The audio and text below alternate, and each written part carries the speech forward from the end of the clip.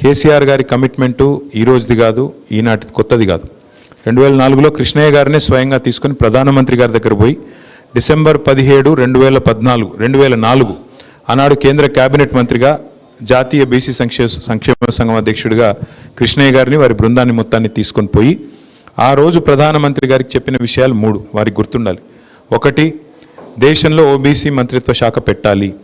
2, జనాభాకు అనుగుణంగా రాష్ట్రాలకు రిజర్వేషన్లు పెంచుకునే వెసులుబాటు కల్పించాలి. 3వది, చట్టసభల్లో బీసీలకు రిజర్వేషన్లు కావాలి. ఈ 3 అంశాలను కూడా భారతదేశంలో నాకు తెలిసి కేసీఆర్ స్థాయిలో, క్యాబినెట్ స్థాయిలో మాట్లాడిన మొట్టమొదటి నాయకుడు కేసీఆర్ గారు, కేంద్ర క్యాబినెట్ మంత్రిగా.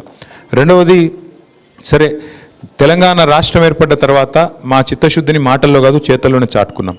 మార్కెట్ కమిటీలో రిజర్వేషన్లు కల్పించడం అయితే ఏమిటిది, అట్లాగే మొట్టమొదటిసారి అడ్వకేట్ జనరల్గా ఒక బలహీన వర్గాలకు సంబంధించిన బిఎస్ ప్రసాద్ గారిని నియమించడం అయితేనేమి, అట్లాగే 10 రాజ్యసభ సీట్లు వస్తే అందులో 5 సీట్లు మరి బలహీన వర్గాలకు కేటాయించుకోవడం అయితేనేమి, ఇట్లా ఎన్నో సందర్భాల్లో, ఒకసారి కాదు, ఇవన్నీ కూడా కేసీఆర్ గారు చేసిన విషయం నేను మీకు గుర్తు చేస్తూ ఉన్నా. అట్లాగే ఒకసారి కాదు, శాసనసభలో రెజల్యూషన్ ఈరోజు కొత్తగా కాంగ్రెస్ ప్రభుత్వం చేసింది ఏమీ లేదు. ఎందుకంటే శాసనసభలోనే 2 సార్లు తీర్మానం చేసి పంపించింది టీఆర్ఎస్ ప్రభుత్వం అన్నాడు. అట్లాగే 37% రిజర్వేషన్లు కల్పించాలని ప్రెసిడెంట్కు బిల్లు పంపించింది కూడా అన్నాడు. కానీ మేము వీళ్ళలాగా పబ్లిసిటీ చేసుకోలేదు, వీళ్ళలాగా మిద్దెలెక్కి అరుచుకోలేదు. అయినప్పటికీ మొన్న కూడా కాంగ్రెస్ ప్రభుత్వం డిక్లరేషన్ చేసినాము, మేము కామారెడ్డిలో పెట్టినాము, 42% రిజర్వేషన్ మేము కల్పిస్తామని చెప్తే దానికి కూడా ప్రభుత్వం వచ్చింది. కాబట్టి ప్రభుత్వంలో ఉన్న పెద్దలు మా పాలసీ కూడా అదే కాబట్టి అనుకూలంగానే మాట్లాడినాం, అనుకూలంగానే ఓటు కూడా వేసినాం శాసనసభలో. అయితే ఇక్కడ మీరు దయచేసి శ్రీనివాస్ యాదవ్ గారు చెప్పిన మాటల్లో మీరు ఎవరన్నా బాధపడి ఉంటే నేను మీకు విజ్ఞప్తి చేసేది ఒకటే, వారు ఆవేదనతో చెప్పినారు. వారు చెప్పిన మాటల్లో వాస్తవం కూడా ఉన్నది.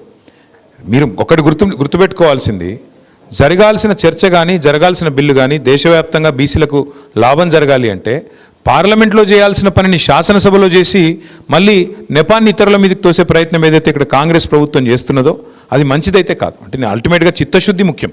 నిజంగా కాంగ్రెస్ ప్రభుత్వం చిత్తశుద్ధితో ముందుకొస్తే ఈ పార్టీకి పని అయిపోయి ఉండాలి. కానీ ఒకటే పార్టీ 5 గొంతులతో మాట్లాడుతుంది. ఒకరోజు ఏమంటుంది, మేము రాజ్యాంగ సవరణ ద్వారా సాధిస్తామని వాళ్ళే మాట్లాడతారు. ఇంకో రోజు పార్టీ పరంగా రిజర్వేషన్లు ఇస్తామని వాళ్ళే చెప్తారు. ఇంకొక రోజు ఆర్డినెన్స్ చేసినాం అయిపోయిందని ఇంకో రోజు వాళ్ళే చెప్తారు. 4వ రోజు రాహుల్ గాంధీ ప్రధానమంత్రి అయితేనే ఇది అయితే తప్ప లేకపోతే కాదని వాళ్ళే మాట్లాడతారు. మరి రాహుల్ గాంధీ ప్రధానమంత్రి కాకముందే వచ్చి జీవో ఎవడిమన్నాడు నిన్ను? రాహుల్ గాంధీ ప్రధానమంత్రి కాకనే పాయ్, నువ్వు ఢిల్లీలో మాట్లాడుతీవి, ధర్నా చేస్తేవి, దిగితే వీడికి వచ్చి బిల్లు లేదు ఏం లేదో జీవో ఇస్తేవి. ఇన్ని గొంతులతో మాట్లాడితే వాళ్ళ చిత్తశుద్ధిని మేము ప్రశ్నించకపోతే ఎట్లా? ఇన్ని గొంతులతో మాట్లాడేది వాళ్ళే, ఇప్పుడేదో మళ్ళీ తెల్లారలేస్తే నిందించేది వాళ్ళే. మొన్న పొన్నం ప్రభాకర్ గారు, శ్రీహరి గారు ఇద్దరు బీఆర్ఎస్ బీజేపీ అడ్డం పడ్డదంటాడు. మేము ఎక్కడ అడ్డం పడ్డామండి? కమలాకర్ గారు మద్దతు ఇవ్వలేదా? మాకు శ్రీనివాస్ యాదవ్ గారు మాట్లాడి మద్దతు ఇవ్వలేదా? పార్టీగా మేము ఓటు వేయలేదా?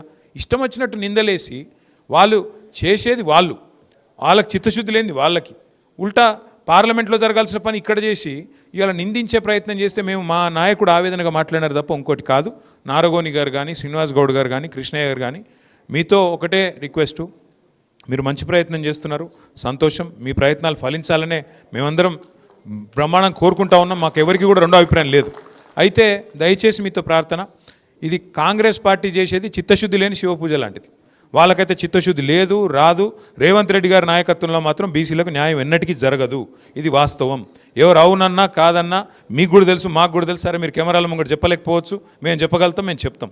అయితే మీతో ప్రార్థన ఏంది అంటే, మీ అందరితో కూడా మీరు ఎట్లయితే ఇవాళ మమ్మల్ని వచ్చి కలిసి మా మద్దతు కూడగొట్టే ప్రయత్నం చేస్తున్నారో, ముమ్మాటికి శాసనసభలో ఎట్లయితే మద్దతు చెప్పినామో, 10 ఏళ్ళు ప్రభుత్వంలో ఉన్నప్పుడు కేసీఆర్ గారి నాయకత్వంలో ఎట్లయితే బలహీన వర్గాల సంక్షేమం కోసం చిత్తశుద్ధితో ప్రయత్నం చేసినామో, కాంగ్రెస్ పార్టీ యొక్క మెడలు వంచేదాకా, బలహీన వర్గాలకు వాళ్ళు ఇచ్చిన ప్రతి మాట నిలబెట్టుకునేదాకా 1,00,000 కోట్లు ఇస్తామని చెప్పినారు 5 ఏళ్లలో. 2 ఏళ్ళు అయిపోయింది, 12,000 కోట్లు దాటలేదు. ఆ 12,000లో కూడా ఖర్చు చూస్తే మీరు లెక్క తీయండి దయచేసి, పెద్దలు ఉన్నారు, నాకు తెలిసి 8,000 కోట్లు కూడా దాటలేదు. 8,000 కోట్లు ఇప్పటికీ కూడా ఫీజు రీయింబర్స్మెంట్ బకాయిలు ఉన్నాయి. బలహీన వర్గాలకే సింహభాగం అందులో వస్తాయి. దాంతోపాటు కాంగ్రెస్ పార్టీ చెప్పింది 42% ఒకటే చెప్పలేదు, వాళ్ళు 1,00,000 కోట్లు ఒకటే చెప్పలేదు బడ్జెట్. వాళ్ళు చెప్పిన మాట సప్లాన్ తెస్తామన్నారు. దయచేసి మీరు ఈ మాట నేను అంటుంటే మీరు తప్పు పట్టొద్దు, తప్పు అనుకున్నా దయచేసి నేనైతే చెప్పాల్సి వస్తుంది. ఎందుకంటే ఇప్పుడు 42% రిజర్వేషన్ ఓన్లీ ఇక్కడ వాళ్ళు తెచ్చిన జీవో ఓన్లీ ఎలక్షన్ల కోసం తెచ్చినారు. ఏది లోకల్ బాడీ ఎలక్షన్స్ కోసం. విద్యలో ఎక్కడ పోయింది మరి? ఉపాధిలో ఎక్కడ పోయింది? 42% కాంట్రాక్టులలో ఇస్తామన్నది ఎక్కడ పోయింది? దాని గురించి ఎందుకు మాట్లాడతలేం మనం? ఇప్పుడు 4 సర్పంచ్లు అయితేనో 4 ఎంపీటీసీలు అయితేనో 10 మంది జెడ్పీటీసీలు అయితేనో కాదు కదా. అల్టిమేట్గా 42% వాటా కాంట్రాక్టులలో ఎందుకు రావద్దు మరి? వాళ్ళే చెప్పిండ్రు కదా బీసీ డిక్లరేషన్లో. అది రావాలి అంటే కేవలం మనం ఓన్లీ రిజర్వేషన్ల గురించే మాట్లాడతామంటే రిజర్వేషన్ అల్ల కూడా రావాలి కదా మరి. దయచేసి మీతో ప్రార్థన, దీన్ని విస్తరించండి. విస్తరించి డిక్లరేషన్లో చెప్పిన ప్రతి మాట, 1,00,000 కోట్ల బడ్జెట్ అయితేనేమి, సబ్ ప్లాన్ అయితేనేమి, 42% వాటా ఇస్తామన్న మాట అయితేనేమి, వాళ్ళ చేతిలో ఉన్నాయేమో ఇయ్యరట, వాళ్ళ చేతులనే ఇస్తలేరు. అది మనం అడుగుతలేం. 42% ఇవాళ కాంట్రాక్ట్లలో వాటా ఇస్తా అంటే ఎవరు ఆపుతున్నారు? ప్రభుత్వం ఒక జీవోతో అయిపోదా?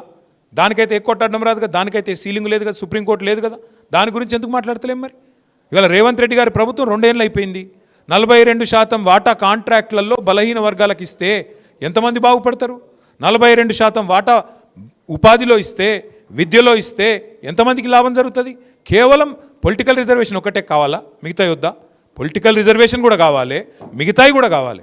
ఆ మిగతాయి కూడా మాట్లాడాలి. 1,00,000 కోట్ల బడ్జెట్ వచ్చేదాకా కొట్లాడాలి.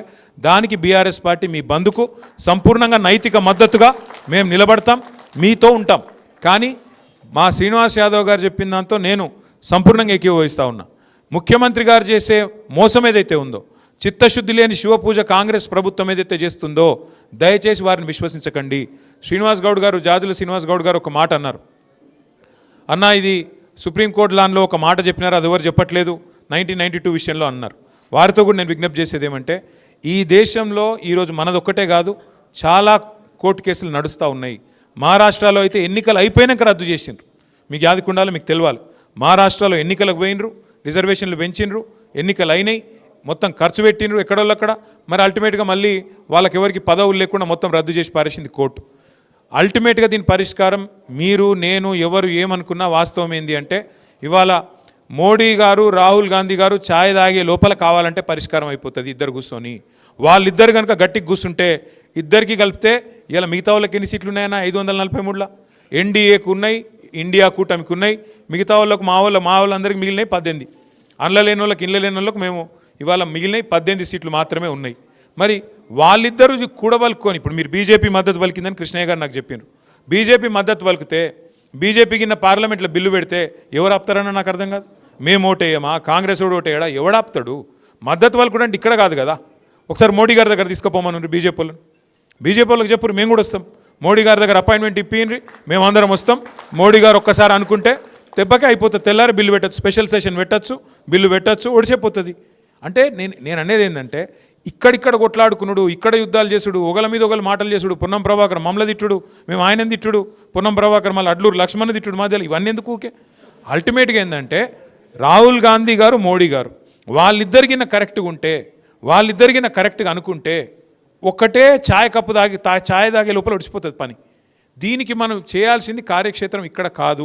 ఇక్కడ బంద్ మీరు ప్రకటించారు, దానికి మా నైతిక మద్దతు ఇస్తాం, తప్పకుండా మీతో నిలబడతాం. కానీ అసలు కార్యక్షేత్రం ఢిల్లీ. ఆ ఢిల్లీలో ఒక జంతర్ మంతర్ ధర్నాతో కాదు. ఢిల్లీలో ఉండే పార్లమెంట్ సభ్యులు, మీరు కూడా పార్లమెంట్ సభ్యుడు కృష్ణయ్య గారు, మీరు బీజేపీలో ఉన్నారు. మరి మీరు మీ బీజేపీ నాయకత్వాన్ని మీరు కూడా ఒప్పియాలి, మోడీ గారిని ఒప్పియాలి, మోడీ గారిని అడగాలి. వారు ఓబీసీ స్వయంగా. మీరు ఇన్ని పోరాటాలు చేసిన పెద్దలు మీరు, దయచేసి మీతో ప్రార్థన, యుద్ధం చేయాల్సింది అక్కడ. మాకేమో ఇప్పుడు యుద్ధం చేద్దామంటే కూడా మాకు కత్తి ఇయ్యలే ప్రజలు. మాకు లోక్సభలో ఒక్క సీటు కూడా లేదు, ఒక్క ఓటు కూడా లేదు. కానీ రాజ్యసభలో 4 ఉన్నారు.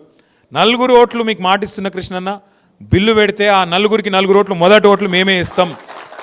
పార్లమెంటులో జరగాల్సిన పనిని మనం ఇక్కడ పంచాయతీ స్థాయిలో, క్షేత్రస్థాయిలో ఇక్కడ కొట్లాడితే ఎంత చేసినా కంఠశోషణ అవుతుంది. కేసీఆర్ గారి ప్రయత్నం కూడా తెలంగాణ కోసం ఎప్పుడు ఫలవంతమైంది కృష్ణన్న? ఆఖరికి మళ్ళీ పార్లమెంట్లో బిల్లు పాస్ అయితేనే 2014 ఫిబ్రవరిలో తెలంగాణ వచ్చింది. అట్లనే మన పోరాటం కూడా ఫలించాలి, మీ ఆలోచన కూడా సఫలం కావాలంటే కార్యక్షేత్రం అక్కడ. ఇది వాస్తవం. ఇవాళ రేవంత్ రెడ్డి చెప్తున్నాడు, ఆయన పక్క నుండి అడ్వకేట్ జనరల్ చెప్తున్నాడు, సుప్రీంకోర్టు లాయర్ ఒక ఆయన ఇటు చెప్తాడు, ఒక ఆయన అటు చెప్తాడు. శ్రీనివాస్ గౌడ్ సాబ్కి ఒక ఆయన ఏందో చెప్పిండు, ఇంకొక ఆయన పక్కకు పోయాడు, ఇంకో మాట చెప్తాడు ఆయన. ఇక లాయర్లు ఎసంటోల్లో మీకు తెలుసు. నేనేం అంటే లాయర్లు నేను అవమానిస్తలేను, దయచేసి మళ్ళీ వేరే పంచాయతీ పెట్టకూరి. నేను అనేది దయచేసి మేము మీతో పూర్తిగా ఈ పోరాటంలో శాసనసభలో నిలబడ్డం, రేపు నైతిక మద్దతు కూడా ప్రకటిస్తున్నాం. 18 నాడు మీ పోరాటం ఫలవంతం కావాలని కోరుకుంటున్నాం. కానీ అసలు పంచాయతీ, అసలు అది అంటారు చూడదేదో, ఆయన చిలుకలో ఉంటుంది ప్రాణం అంటారు, ఆ మాయల పకీర్ ప్రాణం, చిలుకలో ఉన్నట్టు అసలు దీన్ని మొత్తం మర్మం ఎక్కడుందంటే పార్లమెంటులో లోక్సభలో ఉన్నది. ఆ లోక్సభలో తెగాలంటే కృష్ణన్న మీరే బీజేపీలో ఉన్నారు, మీరే వారి తరపున రాజ్యసభకు వచ్చిండ్రు, మోడీ గారు అపాయింట్మెంట్ ఇప్పిర్రి, మేము కూడా వస్తాం, అట్లాగే కాంగ్రెస్ వాళ్ళని కూడా కొంటపోదాం, అందరిని కొంటపోయి వాళ్ళని అక్కడిని ఇరికించి బిల్లు పెట్టిపి స్పెషల్ సెషన్ పెట్టిపి మా ఓట్లు వేస్తాం, మీకు అండగా నిలబడతాం, తర్వాత మీకు బ్రహ్మాండంగా వాళ్ళు వీళ్ళు పాలాభిషేకం ఏం చేసుడేంది మీకు మేమే చేస్తాం. Thank you. మళ్ళొకసారి అందరికి నమస్కారం. మాది జూబ్లీ హిల్స్ మీటింగ్ నడుస్తున్నది కృష్ణన్న, రివ్యూ మీటింగ్లు నడుస్తున్నాయి. దయచేసి మీరు ఇక్కడ దాకా వచ్చి ఇంతసేపు మాత్రం గడిపినందుకు ధన్యవాదాలు. మా నైతిక మద్దతు మొత్తం మీకు ఉంటుందని చెప్పి మళ్ళొకసారి తెలియజేస్తూ మీకు హృదయపూర్వక నమస్కారాలు. Thank you.